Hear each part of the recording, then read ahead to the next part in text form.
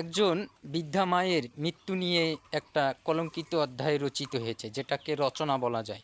বাংলাদেশের ইতিহাসে এটাকে সর্বোচ্চ হিসাবে নেওয়া হতে পারে বা সর্বোচ্চ হিসাবে নেওয়া যেতে পারে। একটা সম্পর্কের বিষয় থাকে এখানে। মা এবং সন্তানের যে সম্পর্কটা কত নিম্নমানের, কত নিম্নমানের, এক কথায় সে সর্বোচ্চ পর্যায়ের, এক কথায় সম্পর্ক এখানে ছিল না বলেই চলে। এই বিষয়টার উপর যে বিষয়টা ঘটনাটা ঘটেছে, এখানে মা এবং সন্তানের যে সম্পর্ক ছিল না, তুচ্ছ পরিমাণ ছিল না, এর চেয়ে বড় উদাহরণ হতে পারে না। এই ধরনের কলঙ্কিত অধ্যায় কিন্তু অনেক রহরহ আছে, এটা হয়তো প্রকাশ পায় না, হয়তো এভাবে মরণ হয় না, কিন্তু জাতিকে নাড়া দেওয়ার জন্য এই ঘটনাটা এমনভাবে ঘটেছে, জাতি একবারে নড়ে চড়ে বসেছে। নড়ে চড়ে বসারই কথা।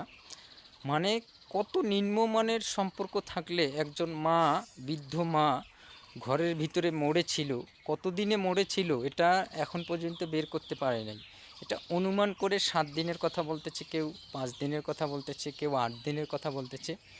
আপনি চিন্তা করতে পারেন, একটা মা ঘরের ভিতরে মরে পড়ে আছে, অথচ সন্তান আছে 4টা, আরও বেশিও থাকতে পারে, আমি জানি না। 4 জনের কথাই শুনলাম।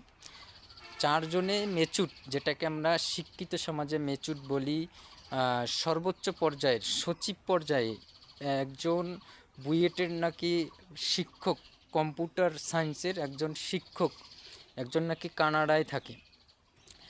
কত নিম্নমানের সম্পর্ক, এক কথায় নিকৃষ্ট, যেটাকে বলে নিকৃষ্ট মানের অধ্যায় থাকলে এই ঘটনাটা ঘটতে পারে।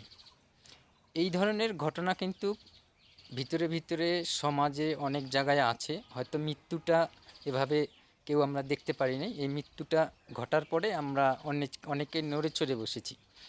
এখানে যেমন সন্তানদের ভুল আছে, তারা শিক্ষিত হতে পারে, কিন্তু তারা কিন্তু সর্বোচ্চ নিকৃষ্ট মানের, তাদেরকে মানুষ বলা যাবে না, এক কথায় শেষ মানুষ বলা যাবে না। একটা মানুষ, মা, সে জন্মদাতা মা কিভাবে মরে পড়ে আছে সবাই দেখেছেন, সবাই শুনেছেন, সবাই জানেন। তারা তো মানুষের মধ্যে পড়ে না, সমাজের মধ্যে পড়ে না, জাতিগতভাবে পড়ে না। তাদের শিক্ষা ছিল কি? এটাকে কুশিক্ষা বলি আমি।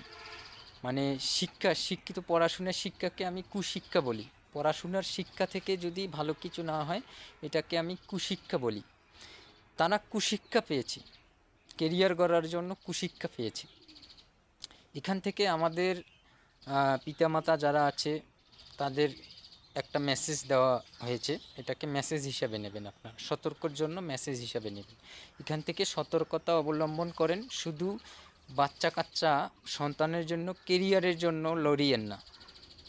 মানুষ করেন, মানুষের মতো মানুষ করেন। যদি পিটাতে হয়, যদি বেঁধে মারতে হয়, আগের মতো, আগে কিন্তু এরকম ছিল, যদি মানুষ করতে হয়, পিটাতে হয়, মারতে হয়, সেভাবে মানুষ করেন। না হলে পরবর্তীতে আপনার মতো, আমার মতো অনেকের ঘরেই এই ধরনের ঘটনা ঘটতে পারে। আমরা জাতিগতভাবে এমনিতেই পিছিয়ে আছি।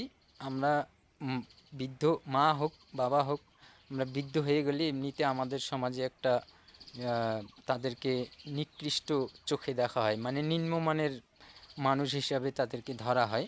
অথচ আমরা কল্পনা করতে পারি না, তাদের জন্যই আমাদের এত কিছু, সব কিছুই। আমরা পৃথিবীর আলো দেখেছি, যা কিছু অর্জন করি তাদের জন্যই আমরা অর্জন করতেছি। কিন্তু এখানে পিতামাতার আমি দোষ দেব কেন? কারণ আমরা কেরিয়ার গড়ার জন্য, বর্তমান যুগটাকে কেরিয়ার গড়ার জন্য, সন্তানের কেরিয়ার গড়ার জন্য মরিয়া হয়ে আছি। কিন্তু মানুষ হচ্ছে কি না, এটার দিকে লক্ষ্য রাখতে হবে। সন্তানদের যেমন অধিকার আছে, পিতামাতারও অধিকার আছে মানুষ করার জন্য। অতএব এখান থেকে মেসেজ নিয়ে নেন, কিভাবে সন্তানকে মানুষের মতো মানুষ করা যেতে পারে, সেদিকে লক্ষ্য রাখেন।